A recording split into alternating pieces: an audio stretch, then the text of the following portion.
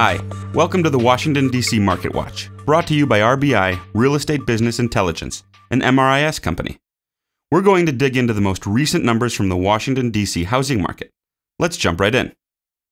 As far as the numbers go, we're still playing on an uneven field with uniquely strong activity from last year's tax credit and fairly slow activity since the end of this year's tax credit.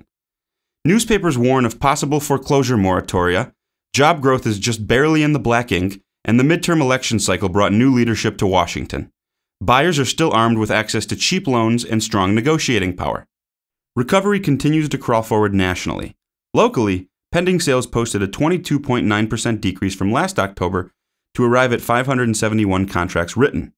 Because of the effect of the 2009 tax credit, 2008 can serve as a better baseline. Since then, there was over 50% more purchase activity this October than there was in October 2008. Inventory levels were down 3.5% from last October as the number of active listings for sale shrunk to 2,970 units.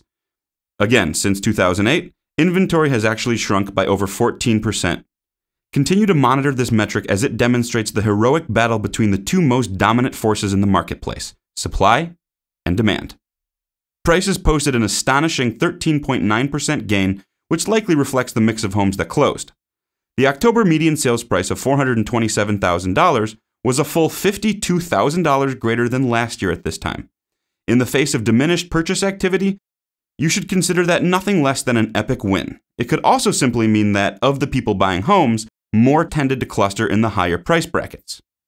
Negotiations were fairly balanced for the month as the percent of original list price received at sale slouched only 0.2% to check in at 94.6%.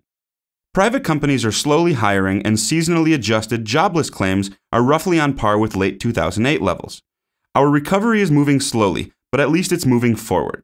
Consumer spending was also up in the third quarter.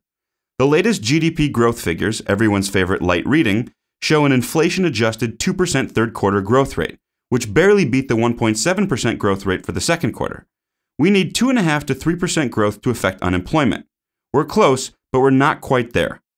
Stronger economic growth will drive new household formations and instill the confidence needed for current homeowners to move up and for current renters to consider ownership. That's the DC Market Watch for this month. Tune in next month for the latest.